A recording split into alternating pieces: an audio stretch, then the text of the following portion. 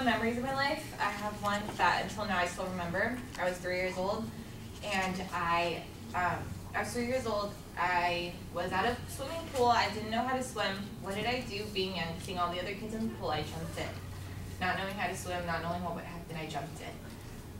During that time, it felt like forever. It was more like maybe 30 seconds, 40 seconds, and I could feel the water going into my lungs. I could feel myself like leaving my body. I felt like I was going to die. Even though I was 3 years old, I knew that this would be the end.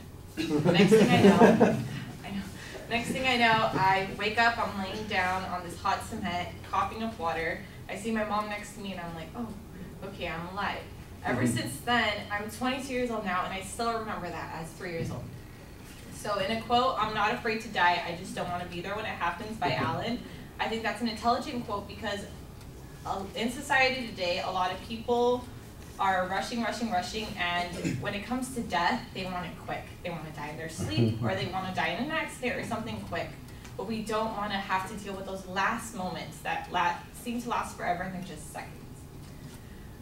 In that, I feel having to deal with those last few seconds is like, in a way, we don't want to deal with what's around us. We don't want to deal with life in general. We just want to be fast-paced and not having to think about anything important or serious.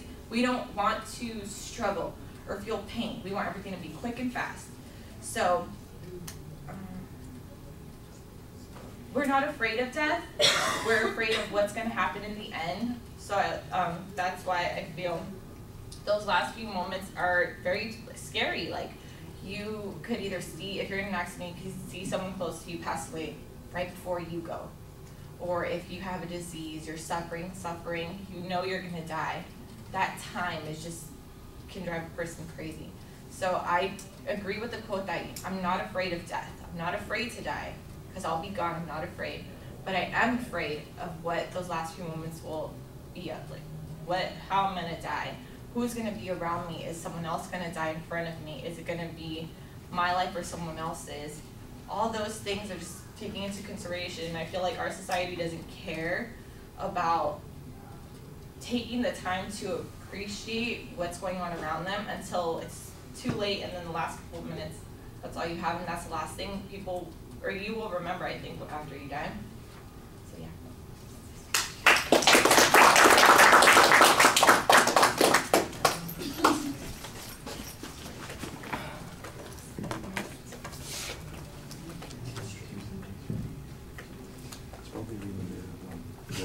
Again.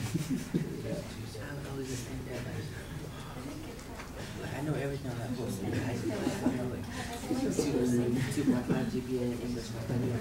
It's in spring 2014. You get 12 units, 12 transferable units. Oh, you really happy though? Yeah, like I know everything. So, like I read like 3 times over again.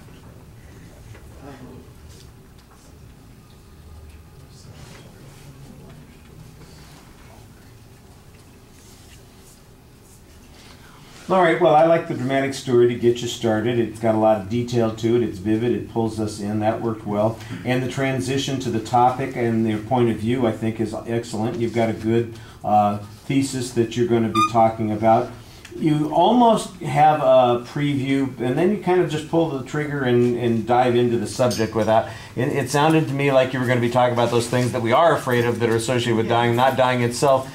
But that's not the structure that you follow. Those ideas come up again, but they come up kind of randomly.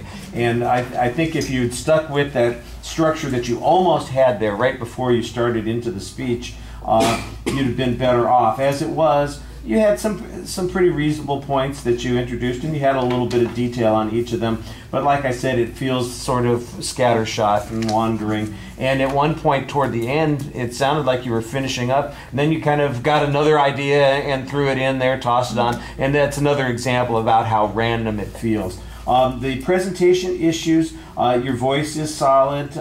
There's pretty good variety there. I didn't see anything that's problematic there. You're very fluent while you're speaking, so nothing that is going to hold you back. You had some good indicators while you were speaking. Your facial expressions are pretty animated. The two things that I thought that might be a little bit problematic is your eye contact with the audience. You have a tendency to look down and off to the sides and not really engage us. I mean, you, when I say look down, I don't mean like your head is down, but your eyes are downcast. And although your face is up looking at, you're facing us, you're not really connecting with us with your eye contact. And like I said, sometimes off the side. And then the other thing is the body movement thing. It's especially noticeable at the beginning. Your hands and your feet, that's anxiety coming out.